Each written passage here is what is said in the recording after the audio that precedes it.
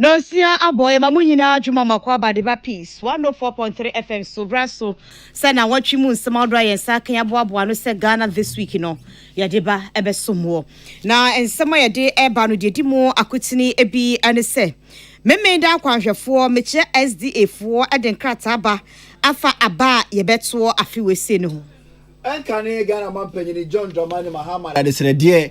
Ako diama wana obenya kwanya akosi amanyukona na mu awa abato mpeso aso December bosuma abato mu say watim wakame ene ya mame biscuit ya mame tea me fun adum oso mpe bietie na aye deputy national youth organizer NDC amayekon mu James Mampanyi abedi akire onya asana wosano na wo ha no sikasam no waka wasem adisuafo bi agentity awie na wo pon wo ho e wo kwame komasu mu avutu akọ ede amo mo se wo ba monten so no question no wo fanya adwuma mo fa nkoto de mo enfo won chance de menu fam enkoda so we eye ne ensem no ebinu na watwi mu no amapeyi na adodanko akufo ado sika ye de ba bebo manyuma ketekete adantemu agina ne nice no opa hontima na watwi mu Ghana mampanyini na adodanko akufo ado ekwan a efiri betiem kopie mu ewa akomada 40.4 kilometers opa hontima na mapenye akufo ado se na aban no aya kwan echen aban bia ena na watwi NDC amayekoni fa kakra ni yina no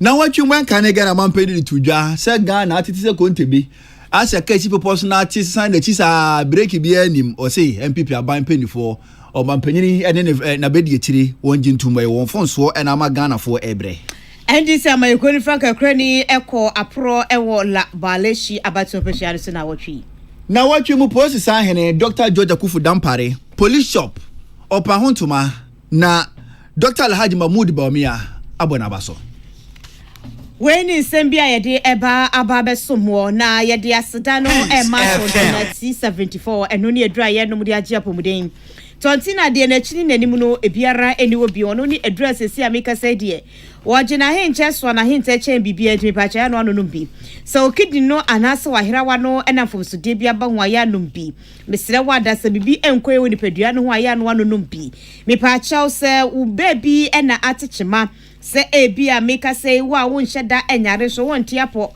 oni padua na yesanche which is the aya no anu 2074 wati na bebo papa padi wakagiremu a esu ebi emada na me pacha wada opejas dadie anase wo ye metro man fo ni bia ana wo ye wolotu alasa obu nsa de fieje dum syphilis ni gonorrhea hodoro waduro eye 2074 number no 0246 073498 0246 073498 and 0501 628931 0501 628931 ayana wanumbina abua bia ton no Ghana ha bia no kwa wonsa ebeka bi na ensam no yede ba no yenya yesomo ye me akua ajiwa akode emene Sadat Mohammed afa ensam no enchiremu enie Nyakopon aya aduma December de toso enso na Ghana yekosenim akwakoto aba na esida memeda aya homeda adima memeda kwanhwefo meche 7th day Adventist SD4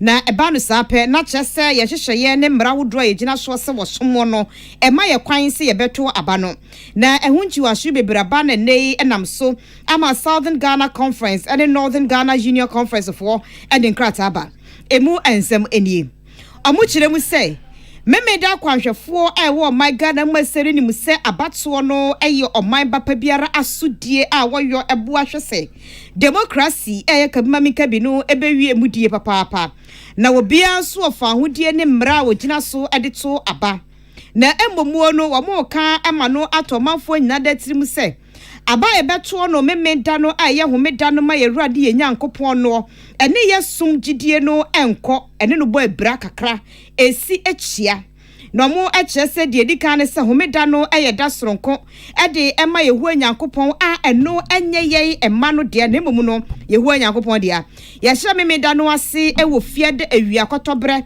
abra awia no apie na ekwa akoto ekopi memeda no awia kotobre abra awia no apie na eko akoda na say ye akwanhwefo a ye twa yehu nyankopon ma ye toso mienu no ye de homeda no asi wodomo ase eye wosom a ye de so yehu nyankopon eye homeda a no ye homegie da de ma akwanhwefo na afesu ye bra ye ne nyankopon ekasa na ye di enkomo na eboa ma yensem aye won yensem nyade tu Nyankopon anim eya de da wodo mu free tetete aba bepim sambre ya wenya wosom ninti ene ye ka ne sa na ebomu no eye da soronko ninti ene ye ka no sentia se ye adwuma saa nyetoso mienu ene se enye se eba ye no akwahwefo no antu anamo bia ye pe ye sanke ni mpedifo bekasa ama asumdua ba nanka ebia ya twede koda foforo na so ankwanko yeye ye ntimi enhye wo bia se wonye ye pe emaye na emumu no de omuhwe se beye ye dia ma oman no mo yoye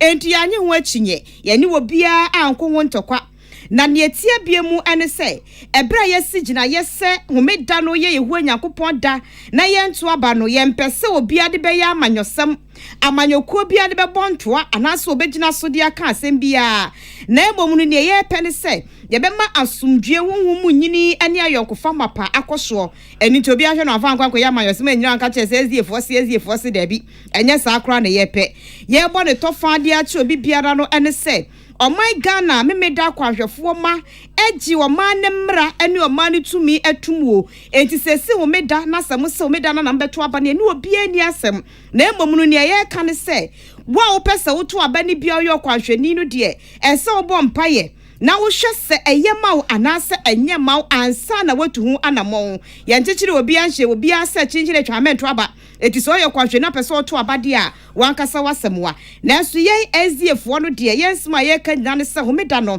eye hu Nyankopon da sa enkratai Dr. Pastor Thomas Techi Okran ye president the Southern Ghana Union Conference enkran ene Dr. Pastor Kwame Anokboahin no ye president Northern Ghana Union Conference kumase omo enomo nsa ehyasie NDC amanyoko ne fa ewo nungwane ne mpatamu wati wo hogumbonten so afa so watenetene won apom edi ode to so and get fit and ready mahama work na dwumadie nyina nkemfo ano na ade hye kwakobo ho ano ewo nungwa town park na ho na enka ne Ghana mampanyini John Dramani Mahama efuru simpie ene ade hye no akasa opanyini kasa ebiri na wo kirem se na wo waka de no husunsun Amerikabum ene odidwane ye brebi atwom ye to abo my Ghana mu eni samanyoko no ogidi pefe sa aba no enema nkoyewum afie kopie mu okoto dance die wan a na akwakwa me maame se na eno na enka ne Ghana mampanyini gina so na wode ato wona obenya konya na wagina ND samanyoko na namu ewo police stations ahodo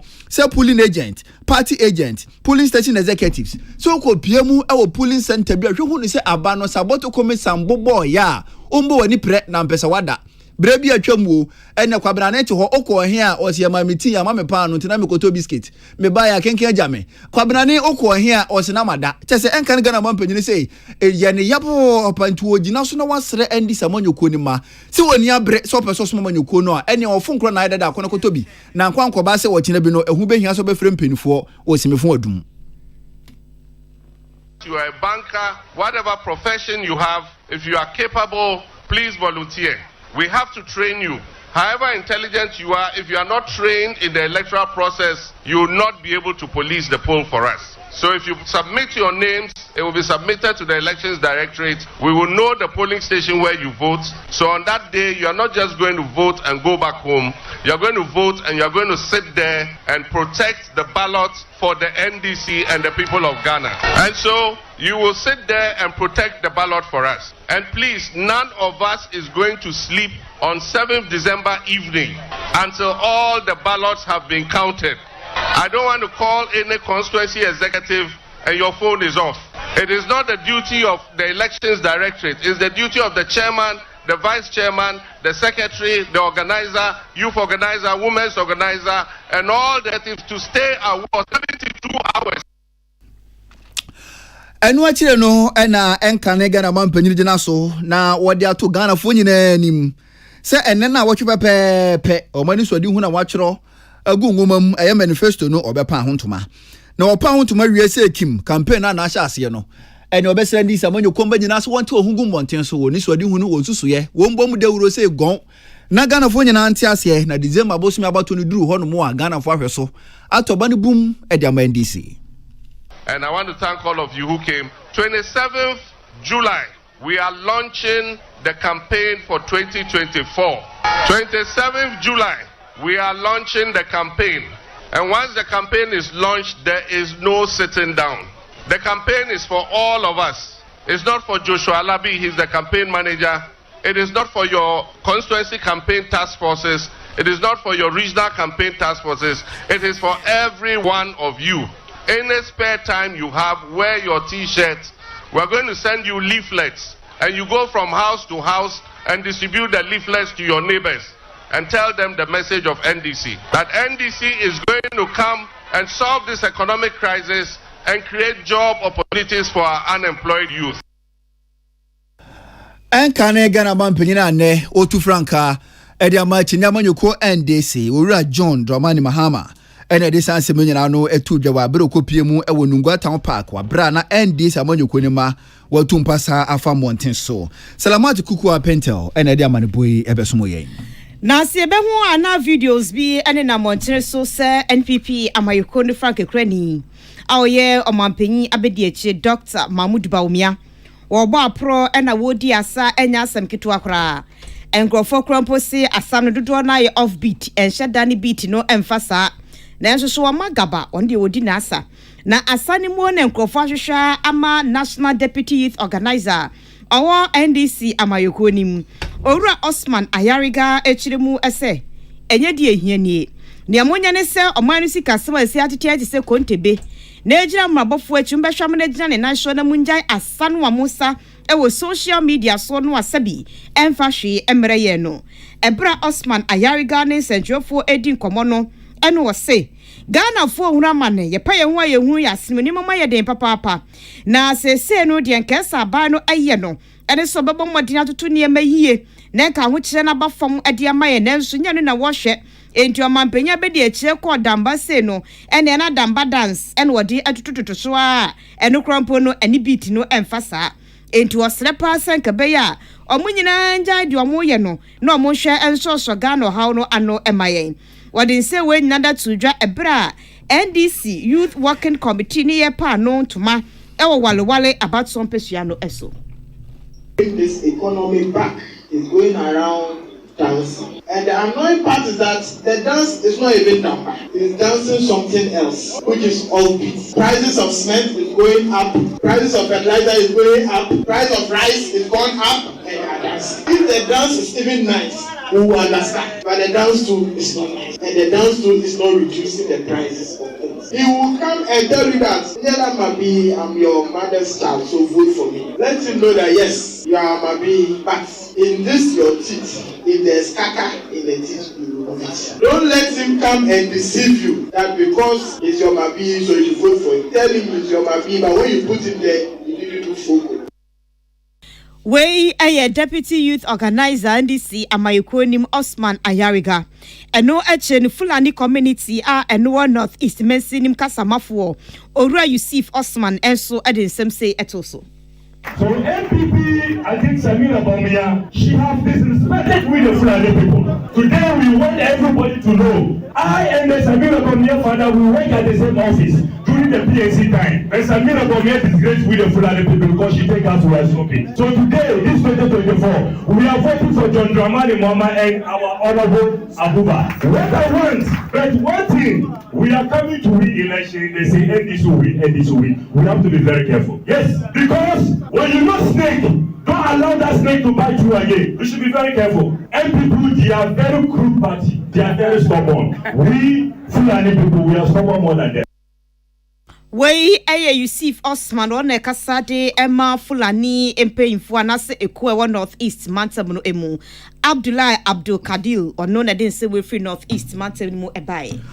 Wana wajen tete apai ewo Kwame Nkrumah suapon wa santimantemu na wawie wakeka won ho abomu abien kabomu kuo Graduate Students Association of Ghana na ekoi eni mpenifo da Kwame Nkrumah suapon na no aka won toma poma no eda boso dwumadi asese so eda madisuafo ane wo pon won ho na wadisua no anaso omodembo no ekon kan pa safo yi ena nimonyam sei mpenifo ede emomo na dwumadi ase no na Vice Chancellor da Kwame Nkrumah suapon no Professor Mrs. Rita Kosua Dixon wade to adisuafo a owie nanim sei ene waje ntete awie enya ntete bia sa keke suapon mu ntete a wo ba monten so no won hwe hu no se no osua no ode be yadwuma ene fa kwa wote borono awo mu kura awo mu ena mpo so ma wodon no anya hwe no ha bi wo ho enti wonim dia won sa ka free suapon mu no wo so tenase fa bibi ka bibi ho boa kwan ya obetimi bia so na sa wo ha no yefo ntu ase yakoba sa dia Ghana oho wa yekom no yebetimi aso ano ankwa nkoba sa na owie suapon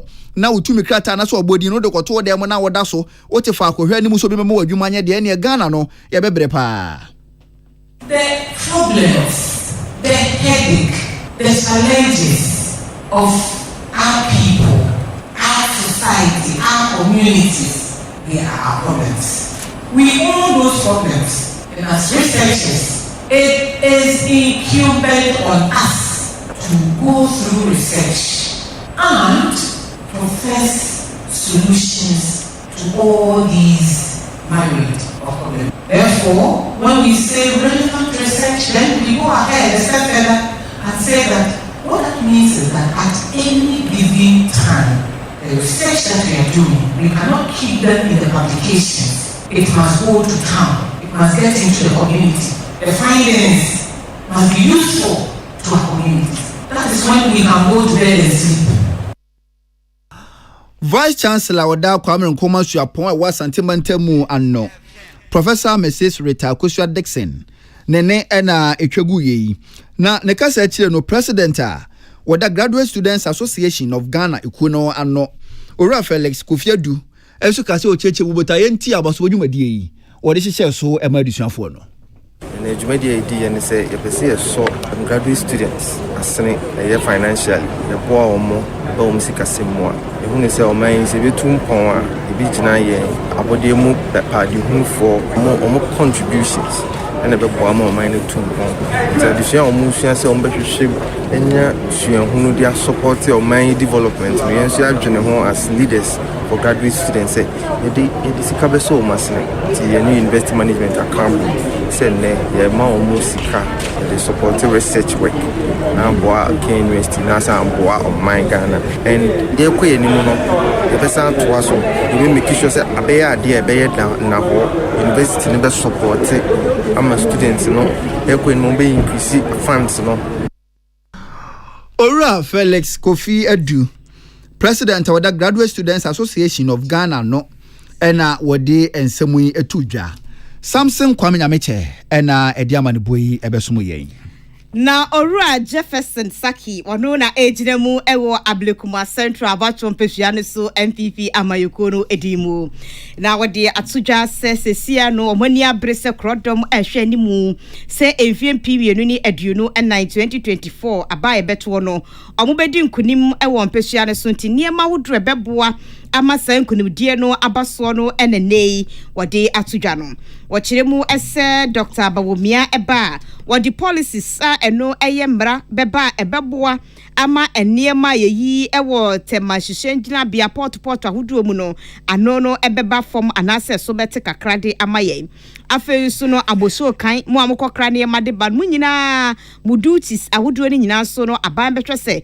wode eye rate bi beba ebegyina brania ebema obia de akoso ye papapa wode abase MPP Amayokono administration no eniema mu ye ni nyina ye niema ebeboa hwama eniema pa akoso ede ama Ghana fo anu nti no afi abano yento emfama NPPB. Your concerns are the concerns of the new patriotic party. Now I am there. What concern the Briachane, reports, Sika Yachimo. But I am very happy and I find consolence in the presidential candidates that we have. Dr. Alhaji Mahmoud Bawumia, the Vice President of the Republic. Waka is the Neso say, Oba and the President, flat rate system and an Odeba is so kind.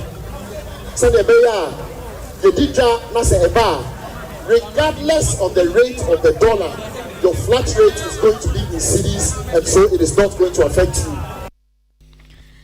We MPP Amayokono die wo gina mu amomo ewo Ablekuma Central Ora Jefferson Saki na Ablekuma West MPP amayoko no de ogina manemo no kroyans na saye mrahye bedwani onimonyafo eslewusu ekufu enso ekwase bi na ne oru asaki campaign team no kobo muchidom wode to munyina dani muso munye adwumade enhwese 2024 abaye betu nkunimde beko ede ama NPP na aboa magana mputudwuma no MPP atwa so aye. It is your duty to get out every vote everywhere. Jumano nantia ne kasa. Enye sika wini aba pamcho. Ti campaign team for na mobile no. Mo na waje pinie. Mo so we nyina ya nim se jumano no be. Me mo bi me pa uchew. Ansa na wasore. Akwa house to house wo area. Na mo nyina mo sombo e ma Blekuma Central. Na chairman ni candidate ni shemwa eto safra musemo meboa campaign. It is your duty to deliver the seat. Wey onmunyafo eslewusu ekufu Blekuma West mrahye bedwani o George Osei na disa ensemwe abai. Community Development Planning Officer Wada Mineral Development Fund no ene owura Erika Yiku openyin wakasa de tudwa sa aban awata so aye ne se ene nkroto ahodu otu afuma gudie e wo maga ne mu no ye tuwa ya sesa nyina emfa mankran na emom mo so no taku sempo anasa kapre mo so beka na modi aboafo akwa motie mpuntuo ene enkanko owura Erika Yiku e de sansem na tudwa wa bra ogina ne kwa na mu ene enkonwa tables adusuafo tena so no osua ade a ebekọ wontirim na enkonko ba so obewe baba ene dodo na okoche ye de ma schools ahodo a ewo elembelemensin no mu ewo atoyama ntamu dwumadie yase no ene owura Yiku ekasaye royalties abanya fee mining compensation now. And out of the 100 no, abanya 580 now, my MDF 20. Now 20 yeah, distributor my mining communities now. And 20 no, yeah 20 yeah no. Yeah mass two lands, administrator of two lands 50%, 13% call minerals commission, 4% call Ministry of Lands and Natural Resources. Geological survey almost 8%. Now 20%. Inside 20% yes inti and call communities no direct. And who else to manage it? Yeah, person district assembly for the bank manages are winning. Into yes local management committees no. And into each of the mining districts, there were local management committees. Currently, we have about 22 of them. If we don't say omushe year, a bit me so be so a Ghana program like maintenance culture. Ora Eric Yiku, opening the Juma Mineral Development Fund, say Community Development Planning Officer, and Wadi and Samui Etuja. Nakasa Chiro Rumunyan for Kwesi Bonzo, DC Cratch Wada Elembele Mensino ano. Open to Fakonya we should the foot called the Medicine for Junior High School. Say woman dear wonka wonti. AC book muna won dini sa baba. Na ebebo e san say jet as nunya wiepe ne ehye mfimfi hono no eye free. Yeah, the 40 became about 200. And Eziema SDA basic school. And you see 9 unique classroom block and a mom. Until 6 classrooms from primary 1 to primary 6. And my classroom be about 30. Don't put there 180. And the standard I said to Olympianum say school down for baby Sibiano. At least or modern chair no mom 30 per classroom. So na ben kwa no esuan dia mobile home. Na eno na area futoma titru omwa wo free chairs ano. Se senye na adanka kufu ado adaroma anka nya de Ghana ibenya phrases da. Since 2016 na obon to I border rules ebenya phrases na bi say 419 which means omunyo madwin so be na nya me adaroma for the past 7 years. Edin there even the times of difficulties no aban etumi sustain phrases. Nti avutu on ma kwara say they should take advantage of it. Alambela DC Krache, Urumanyanfo Kwesi Bonzo, Nene, ena etwagu ina nokokra mu no, kwanchere for hwedusua so ewo elembelemensin no emu. Wilfred Adodoaji, openyin kase odi tu dwa se nkonwa wonsa kan ene yebeboa papa.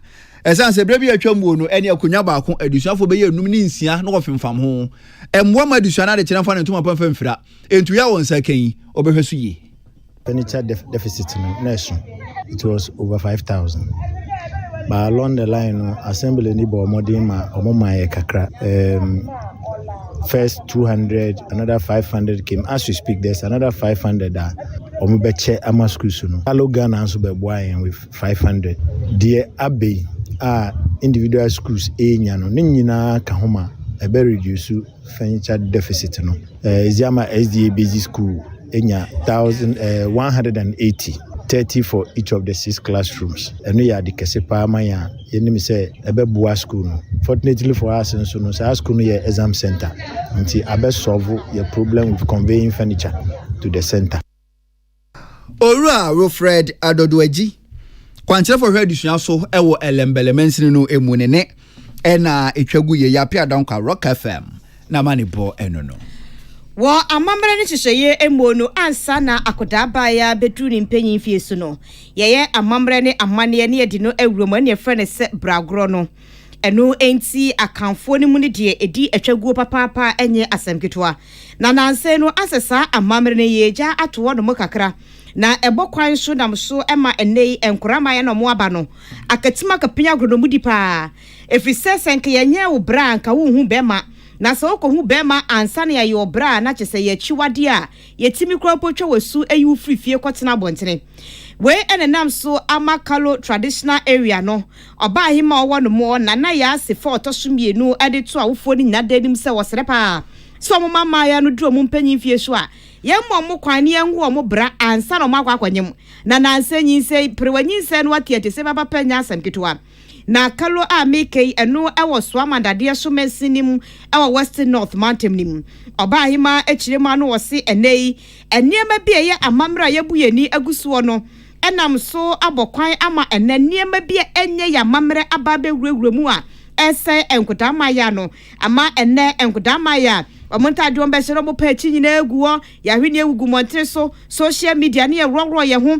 ye niema ense fata ne nyina da ya de bia ya to amamere atwenti na ama na ba ne saa enti wasere apa achew se ye mma kwane ye nguru enkura ne bra enya wo humsem enya bosumsem na ememu no eboa enkura ne podachi Esan said bragre ya mamrenti. Let's say akola bia ubenya 18 years. Obeshami agro bragro important pa say. Or say akrebi obedru 15 years, 13 years, 14 years. Obefena akrebia nyam. Sam prowayin say na ekoso no. Nam bragro na yengu nti ena ma sam prowayin say na ekoso. Nti ya sam kakra me pese me kafa bragro ho ne say about time no. Ni ya man ketwa bebre bo ase. Na mame no enya musom ho abotre. Yetimi ay apibi papa. Na de mo siye. Esan say prowayin say so bebre wo so te yango bra. Na onyema ede awmawo yarebone sanso basa eba fiduanim emani gwase kra ka awofo no titu abusua na nkasakra anugwase kam we kalo traditional area a eno no ewo so amandade sumensi no atoye mantemu ba hima na ya sifa otoso mienu Ghana for do na ekire ona adwen se be ya na nka o my Ghana yenya adwenkro na yempa monyoko foforo ne mu oduro na obetimi agitumi afri MPP any NDC nsem na MPP ne NDC yehu omo abre nanso ene fa kon egbebi etie no ho anmo an yetie na Ghana fo susuwe yi ena makuo bi a wondin ene round table dialogue waka say kire mu say ohwe amanyoko nkuma e wa Ghana edos papa afenso wona wogina se kontenkro omo so doso nti ade nti na amanyoko nkuma e wa Ghana mu wona wogina se kontenkro no wonka wo humbo mu na wonya amanyoko ba ko na wongina ne wonfa ngitumi free NDC any MPP nsem penyini a woye chochorofo de mayekuo yi any Dr. Kenneth Ofosu ba ko ne ka sem na wo kire mu say MPP aba NDC aba enfinsa polipoli aduasa mienu ne 32 years ne yakiri dobi yete ne ho anu an yete ene kwan bi da wo fikiri ho no so tutu ye nyenne ene wo ya ne se abefa so na so kwan da ho empuntu obi ankoso ne no panyi kire mu se Ghana se ya me ni anda ho no mo a ene MPP ne NDC o mbedi ehwa mo ache ene ma boto nduru so na hwe ho na be hu ne se no opposition party o baabi sike be hwe go okurum hanom no enye sika ketwa ye mfa sa enya monyosem enti opanyi ni sire Ghana fo ne titiriw ene wona wodeda amonyoku ahodo a eye nkuma wo Ghana mu wona wogina kontenkro se braso wonka wo humbom se amanyoko ba ko no wangitumi emfafiri MPP ene NDC nsem Omangana mai sese asemato yen pa mfie duasa mienu ni nkoso bia ma obem ye to aba mani pa so mu ni enso a na omanager pade na omo chedi uko school mu a hwi ni ho ye hospitals eni pa wu ani u ye train a doctor for nurses for so hwi ni ho no emfo bia ho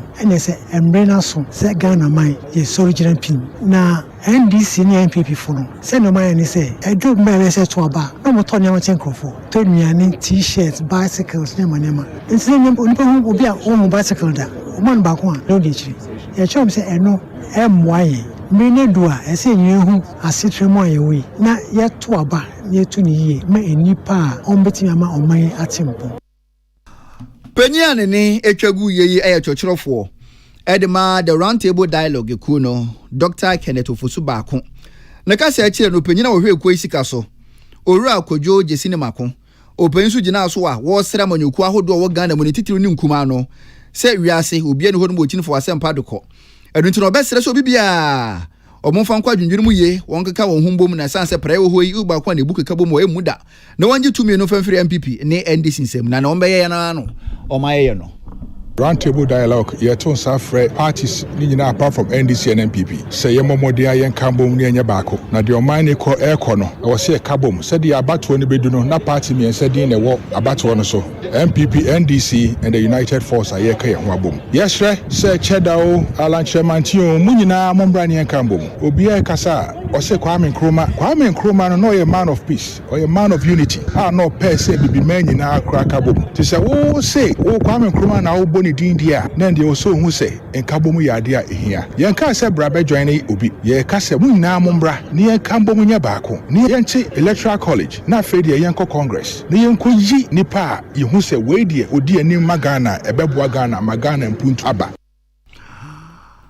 Owura kodwo gyesi ne mako ene wode ensemu yi etudwa Elizabeth Jean na manebo eno no yɛde madwen kyerɛ baako mmienu bi ɛtoa so ɛde amamoa na teacher kwadwo difitepa enyine suso wase bibia de pefe sɛ ɔmampanyin dada John Dramani mama ne NDC fo Ghana yɛ hawo no muni anomu aye bia ɛde mayɛ ɛno enti no ɛmayɛ nto aba no mɔmɔ so de ɔde ba no komensa ɛnso di freedom pillar 2 ɔse EC abato mpɛsua no aka kyerɛ so bɛma afia ba no ayɛ transparent mbɛda wo fine ɛmfa wo ne ebesie enti napo ɛne bawomia ɛbɛtoa so ne nchi akɔ ɛde ama lawyer Mike Okwe ɛyɛ nene kunsu kɔdwo okurum ɛno di free bae anane mepamcho anane ɔse NPP ni party pakopa obetimi di social policies aba aganafo akismi ɛde free sɛ hwi bɛkwai ɔse Dr. Bawumia Metiasia pa or say I understand that as a leader you have many Metiasia say we your kadini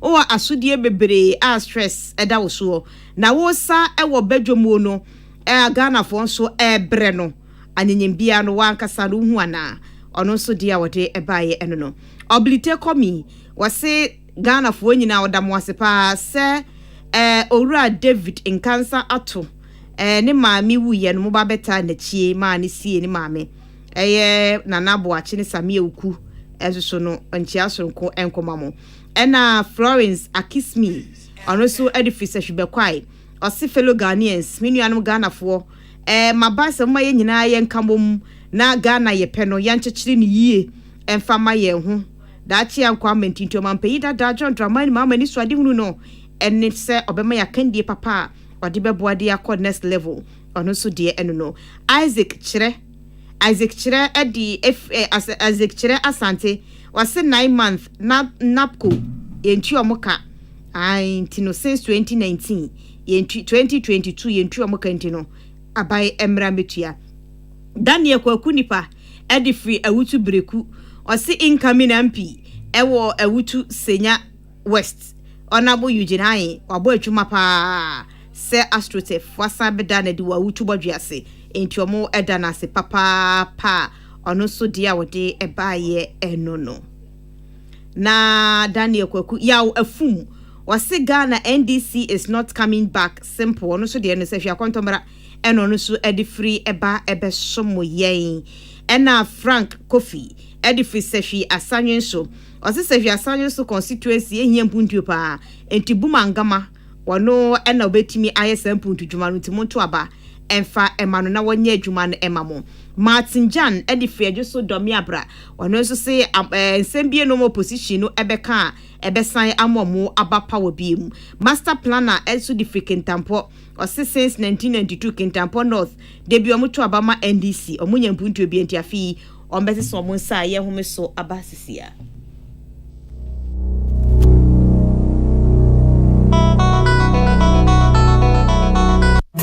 exhibition. I go Ghana. Every Pinada 20th August. Ekopim Pinada 27th August 2024. Abatwa komisa. Ebeda abatwa nkrata nedi. Ewo mia yeto abenina ewo mine mu. Every anopa nonson. Ekopim enyumbre nunsiande bia. We akwenya mo bia. So ba kohye ni din. Ene ne police station. Se bibia ye pepepe. Ena afa so ye behwe se obia onsen fata din. Eni abatwa humani mu. Ena afa so se ye beyi omo free mu nyina din. Every abatwa humani mu. Ne sign no with the death certificate, burial permit, and now obituary notices. Ebeba near the ejina so yomu din fi abatwa humani mu. Se wo ho kwan ana watro wudin se wasa wo to aba. E wasa wo de wo ID card. Ene wo registration slips ni na akwasa da no. Ana so say obetimi abo *711 *51 hash. Ewa wo telephone so ma wotumi de ahye wudin ene nyoma e fa ho se bibia ya pepepe. Obi a wo ho kwan se wo to aba. A onim obi a oni ho kwan se wo to aba. A watro ni din no. Onyi abatwa commission no asutire. Na ninjina so ni se nipa ni nya efie du woche. Se onya Ghana ni. Se na dwemu nda ho. Ana se onye nimpa kwa ose oye. Ana se bebi a oteno enye bia otro ni din se obeto aba. Se anya bia ye de wudin aka exception ana multiple registration list ne ho a akwanya da ho. Se wo be kire die ntia ense se wudin e wasa ahomani mu. Afei so kayo se abato homa na ye beda neti no. E be sha se fi Pinada 20th August. Ekopim Pinada 27th August 2024. Ye beta abato nkrata na di. E wo police stations ni na wo man ni mu. Efri anopa nonson. Ekopim enyumbre no nsia da bia. Wa bato e na kire wo dat. So go and check your name. Peace FM. Yama yehu akwaba Ghana this week kasebo ena wutie no yeto aso. Na watchi mu no Ghana mampanyi na adodanko akufu adu ejira ne nan so. Emma SME Growth and Opportunity Summit Jumedie ekoso. Na Jumedie no asene no mampanyi ede to justice sika. Enu ye 8.2 billion. Wade ebo asie ne yede ahwe amanyuma nketenkete ne adantemo no yede apiepia won. Government, through the Ministers of Finance and Trade and Industry, has developed the SME Growth and Opportunity Program to offer targeted financial solutions and technical assistance programs to support better small to medium-sized firms with strong potential for business expansion and job creation. Where Ghana mampanyi na adudanko akufu adu. Na watwe mu Ghana mampanyi enye ekwan a efiri betiem kopie mu ewa komadan 40.4 kilometers and pin for you no ko hono mu a okotwa homa mu ene yekoye pani kohwe enye no nko a Ghana mampanyi gina so ahafomanta mu so no ene tepajanse kwa kopie mu ogos no obompinfo no ba se kwan no empinfo be wi ato wonsa e de afiri ho. At this commissioning ceremony for the Bechem Techimantia Akumadan Road of 40.4 kilometers, which form part of Regional Route 66 and connects the main Kumasi Techiman Road, North 10 at Akumadan through a number of agricultural towns and villages to Bechem on the Kumasi Sunyani Road N6. Ghana mampanyi na adodanko akufu adu ena odi nsemu itu dana watwi emu ne kasa chire no osofo da kwan ne akwatempo aso ena no urumanyamfo asenso boache enso kasa bi. A critical aspect of this project, ladies and gentlemen, is that all the adjoining access roads to the main carriageway have been improved. Urumanyamfo asenso boache ne ena etwagu ye na no kwakura mu no Beche mahima nana ajua jamirase wa ejina nana noma na mu a oda Ghana mampanyina se papa se national cake no woche no adehia wo bechem wakai won ebi mo de konkrata musa omaye dada e ma ye kra ye di hu abobo nana meka no kra enya politics na me ye hu dada nanso ena de ye ne hu ye de ye ka siso ye de na etia so Bechem mahima nana ajua se wa nene ena itwagu yejo power na manebo enu no Omapeyi na adodanko akufu adu kasa na watwi mu aditudwa se wono ene abanya waye kwan pa wa Ghana abakosemu enam so ma ndisi amayekoni Frank Krani Omapeyi da John Dramani Mahama chire mu se asemo mampeyi ni eka no se bebu se be contract twetwe aso kakra na so waka ne sa wonko adenta nkohwe enkanka ne aben wa ha New Legon ene meme ya hodro no ekwan no nyinti kwan ben ene oso waye Menetse adenta ha ade hamoa ene mo akwan ye ba ye boye homodin esiesi akwan ni bi akwan ni bebre ye ho adwuma na enna meka se nipa e wa ban mu mpanyifo e wo honne ense omununu omo ene omo sere because enyoma ni bi omo ka wonti ase na no omo mpanyin ko gira bebi e ka se omo aye akwan e chen aban bia e wo Ghana ha wo de Abraham na be hwe akwan a e wo asalibotwe and denta. Way a NDC Amayokoni Frank Ukraini Salamat Kuku apin to the din same way by. Penya otu Franka Dama NDC Amanyokonu Ura John Dramani Mahama na wachi mukasaya di tuja. Se wonkwatia penyina otu Franka Dama MPP Dr. Alhaji Mahmoud Bawumia or say or fair debate and was debate awode yeden. Ahonchira Ghana foko mwenye bini fango bo ene ekosoro ane se ekosoro asentu ade bo ekosoro enwane bo ekosoro enkane bo ekosoro enso bo ekosoro untu ho anamo unchirem se Ghana foto ba ma bia o mampanyini wi a anse no tu ho anamo enada ba ni wo anamo ntu obi a we na ese otu enye debate.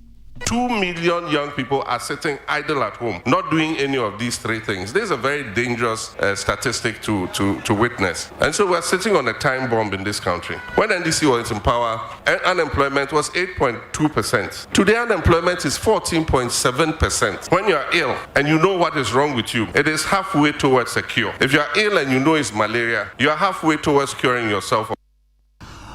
Na enu achire no na enka na Ghana mampanyini esan dia pisu bi be se ne ora nkuntabu ampanifo da beto abonten so amanya enurane bo edin pa ba bia Ghana da asefem. Our people are sinking into poverty. A recent report says that 55% of Ghanaians are living in poverty. We've never had this high percentage of Ghanaians living in poverty. Enka na Ghana mampanyini John Dramani Mahama ene wodi nsemu itu dwa na wotwe emu Salamati Kuku apentel na manibo enie La Ballot na bato mpesua wo enkrase na watwi mu no NDC Amayogo no amo Frank Ukraini ebo apro ho no mo a wone omafo no kakasaye na o kire mu say 24-hour economy no ode aba no krofo antiase enti ono ankasa atiase form achechiri. Anytime we come to this particular constituency, it evokes memory of what happened 5.5 years ago. In 2020, when we held the elections, 8 of our compatriots died. Not a word of sympathy, not an investigation to bring to justice the people who killed them, and not even one peso compensation for those people whose dear ones were killed. I want to assure the people of Ios West Wogon and our colleagues who died, the 8 innocent Ghanaians in the 2020 elections. We enkane mampenyi Ura John Dramani Mahama.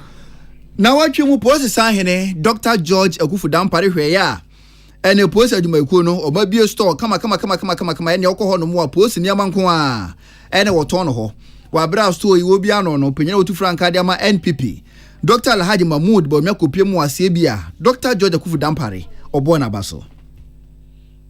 The members of the Police Management Board and all officers and men for executing these initiatives under the police transformation agenda. I would like to urge you to continue to do more, especially as the nation prepares to go into a general election come December 7. Today, we are gathered to celebrate yet another initiative, a novelty as far as policing in Ghana is concerned, the Ghana Police Shop.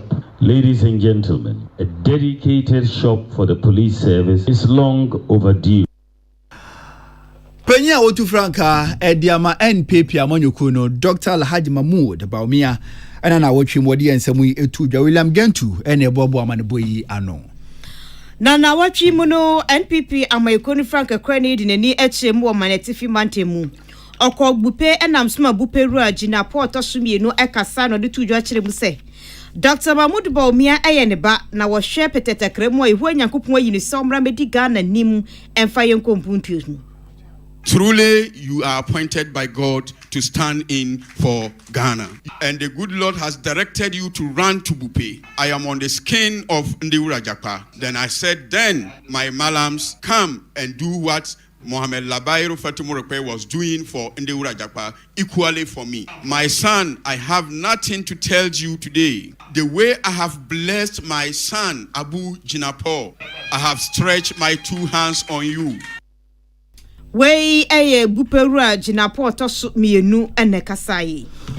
Professor Jane na opoku agema penyini na ebo Frankatuni edema NDC Amanyoko na chidom ede ko December abosumi abato a eda Ghana anim na watwi mu prof ede na ni chire mu e Botiano English amanfrom eni afarefo ko twetwe nkomo ne kasem na wo chire mu se over 24 economy NDC apa ho ntoma de ba bebo ma menya dwuma nye no esi ase atumi atu e wo magana mu.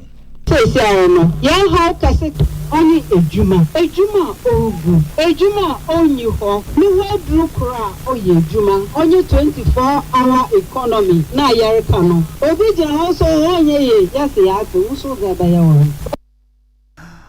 Professor Jenana Opoku Ajema na din semu itu dwa na wochi mu abra okopie mu e obotiano English amanfuru maboto empesu aso.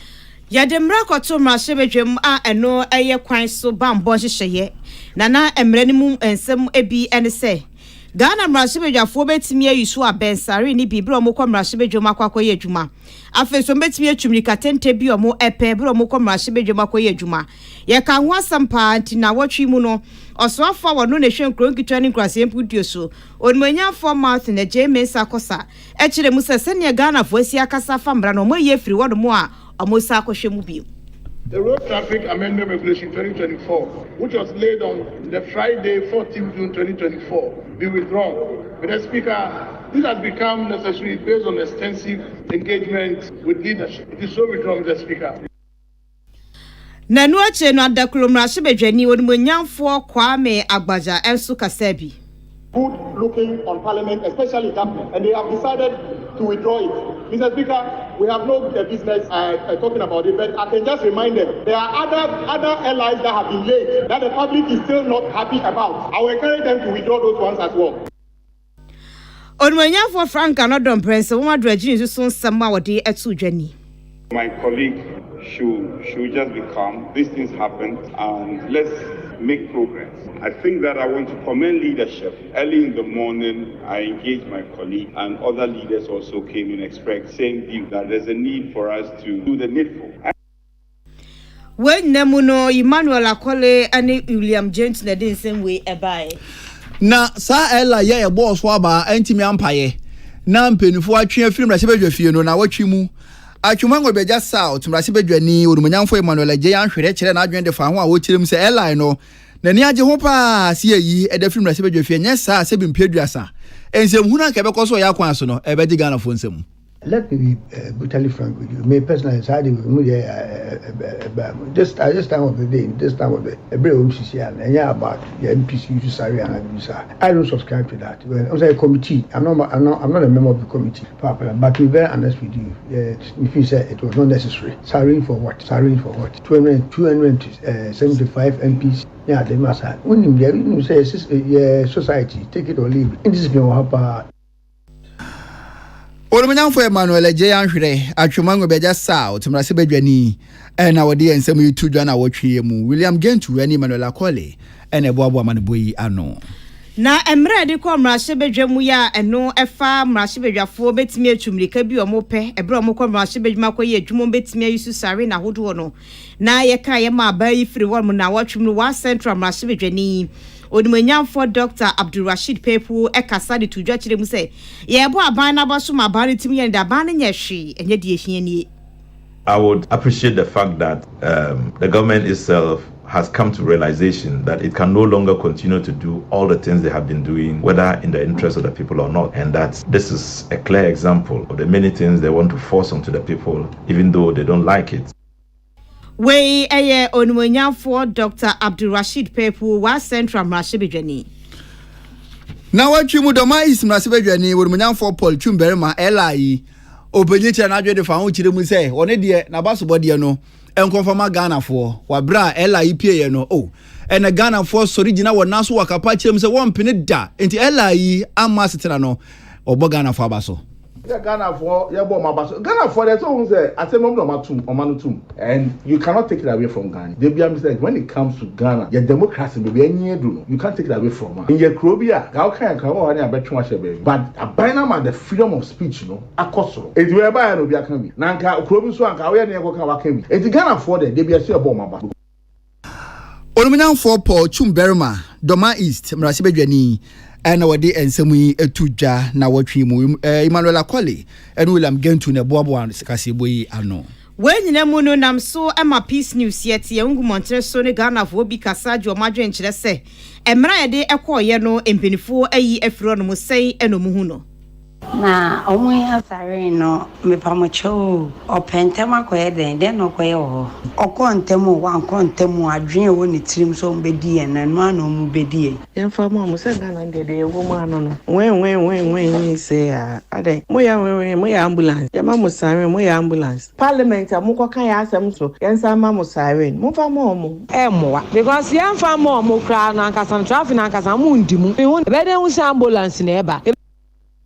Where Ghana for adwenche no sisi ye mo kwan mo kontemu man kontemu adwen do mu gire na mo koso mkudi sika enti Ghana for na atwere mo adwen na watwi mu eno na sa elayi olumnyamfo andi Kwame Apia Kubi asante achim no from rase badwani ene na wodi mu akotene pa ene na wo hwe ani mu se beba setena na ene rase badwani wo tena lan cruise mu a ene 70 km limit no o maso at 3000 na te so ne etwa mu no na wo kire mu se ela ya Ghana fo anjantum no ne de odi hu ya opa no na obegina so no wasere Ghana fo se bia na wani twamra se badwani bi so se wo ka se ela ne yanjintum emanya adapa atwa enya atemdidie adwenkere yanjantum yanjantum.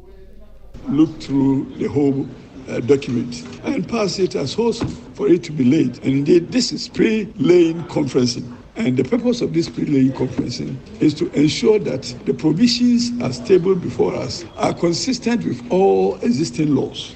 And they are not to undermine any existing law.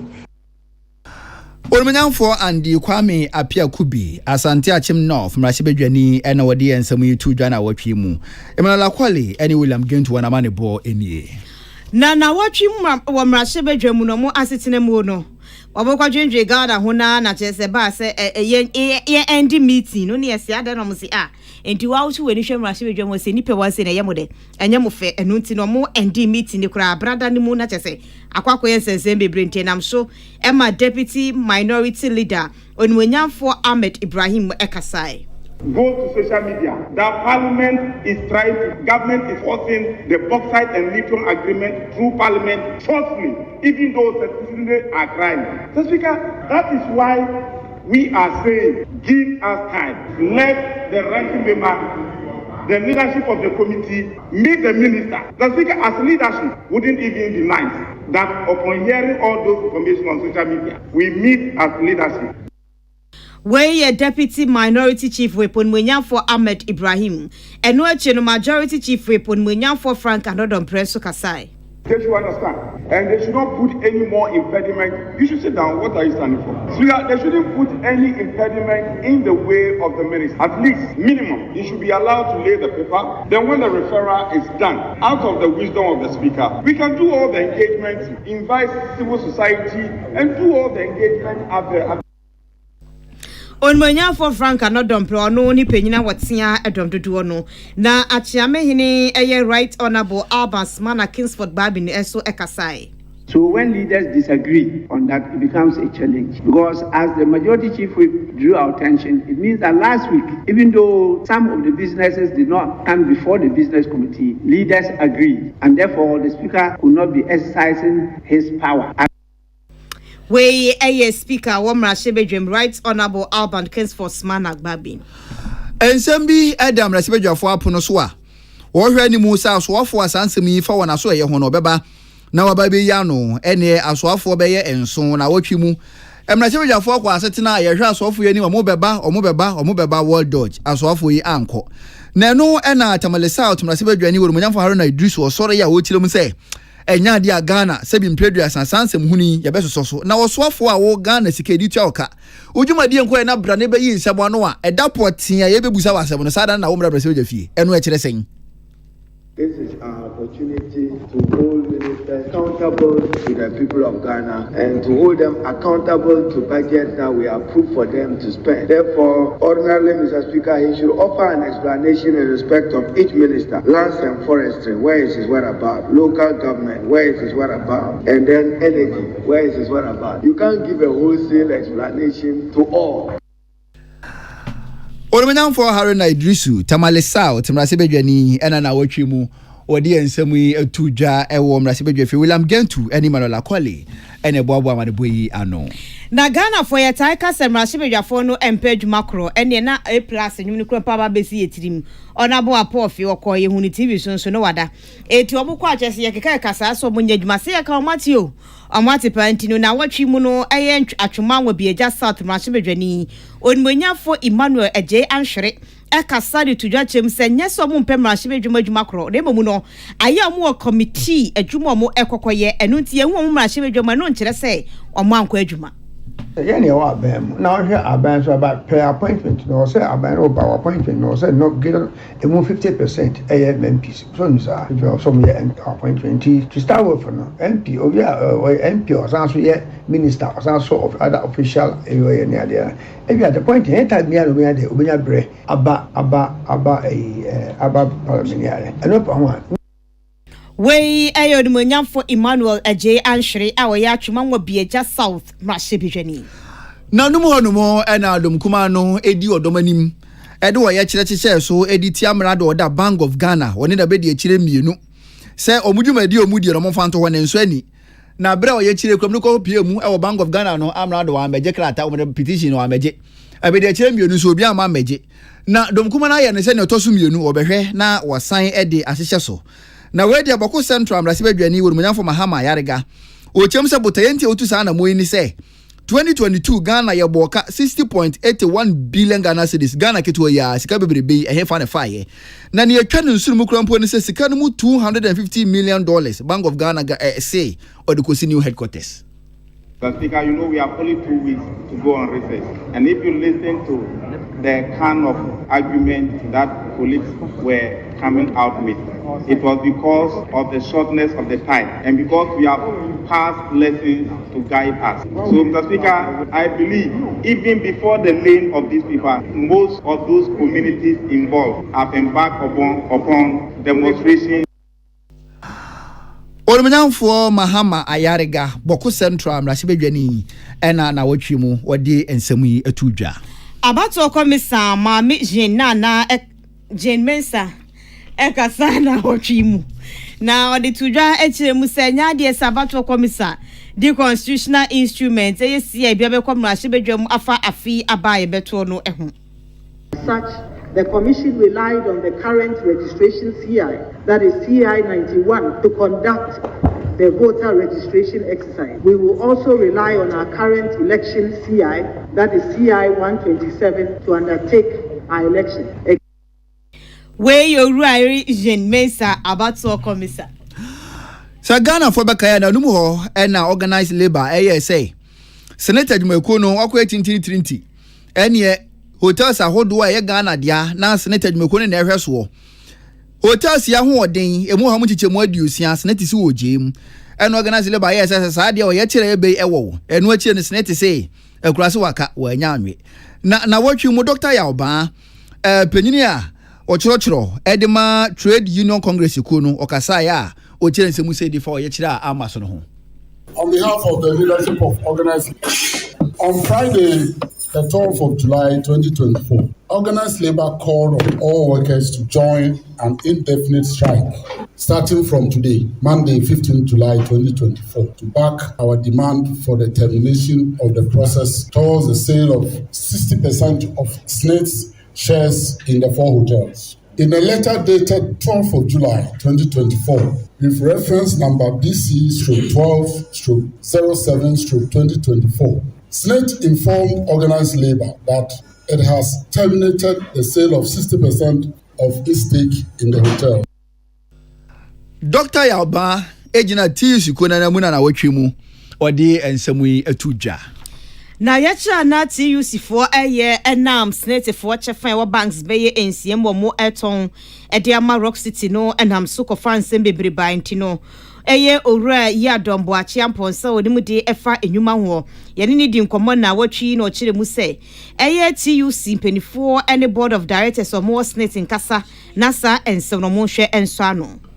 SNET no ayi adwumayɛkurofoɔ no wɔ members our board no our board members engineer media near margin minister through their representatives on the board state management and trust na hu near we was you say person of you a day quite near before so a bit me hotels aye juma ama faso aba we eye owura yi adom boache amponsa wonimu de efa enwuma ho no de na adwenkyere no atu edwa no na chese ye gina we so edikase boni nyada asi ye fam adwenkyere ba akomienu bi ento aso na ye nsori na foforo so emra na ye de to aso ade amamode a ene adwenkyere ne bai pa na ade a na ye ahometi wo mu ne se nipa ba akotimi de ba 20 na je saye bebre ntu ne wo kan ne uja wako Kofi Junior edia ode ebaye enie Ko Junior aha wase o invite obia wo super health walk honorable Frank Anodombre majority chief whip August 3rd and now dey ehye so won sawo mu adoagiri aha for DMX Seka ono so di free Kenya se number 2 wase John Dramani Mahama needs a national days of apology from Ghanaians. Not just a Ghana for nyina see etimi epo mampinda da John Dramani Mahama acho or being blessed as a man Sadat me live every Benjima.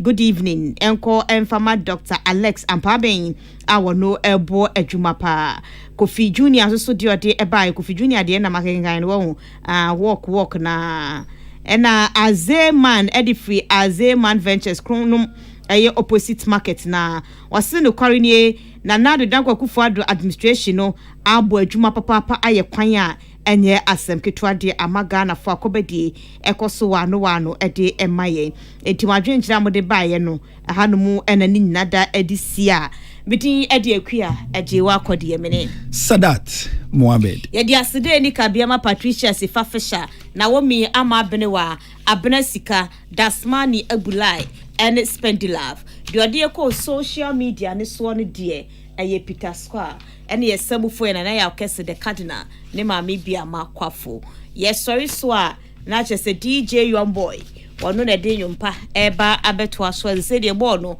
aso ma pose ne kakra se that ma pose ne wa enti enche no be start Premier League what is the Premier League one I am rofone de no number be start na DJ young boy na dwuma enso esan ba be sorry pa enye asem kitwa enti yenyamu ase ya me ya aduma wo kina anopa no nsia ya be san aba be sumu bi mu ya de mo hye DJ young boy asa ya affiliate stations new stations ahodo ni nyina no adwuma ekoso ye de ne hye ye de omo hye ne nsa aha enti asida no eko de ama 2074 enoni eduraye numdeji apomuden aya no anu numbi na abo ho ban pa kidney no liver no wakoma no wahera wano ne wani hepatitis B ni C mojabroso ntine mu asisie asikyira moja wo mu prostate enlargement candidiasis ene ye white o dey poor white no ena asthma ene wana moye anemic obo ma ne wano ekona aba obo wa kuku kehe obo wa ba ko anu yi ato se bem mu ate aya na wano numbi sesia weda na sesa no yenye ye AA no aya na code pepum no eba pa etienya 29 no mpene dia wosu no gu baabi enye no anka na watwimi ho kire me papa ene fatika hodo enye adwuma bi aso ya bre ya bosu hini ya bosu ya ena cancer na fe neba syphilis ni gonorrhea no so dia katima kapia agro wanya wo yire nya wukuni die wanhwe baba kwati bi adura ntimi pa acho aya no wano numbi na abo ho ba siesie wono mo kamade amawo a ebetu ase diri na de na so nya yare papa eti numbi baby bia na mbia covid no samate sa America mampanyini Joe Biden wanya covid no wa test positive enti mumaye no mo ate ne yamfa mo ye wo ban fa enhia wo na moye 0246 073498 0246 073498 and 0501 628931 0501 628931 na wafre baby eto nro Ghana abia wonsabeka bi dog say aya mama ebo no emra fom na obia entimi entobi yadamu ase yakopon ya adoma wo chana no pa no nsia peace kase besan abesomu bi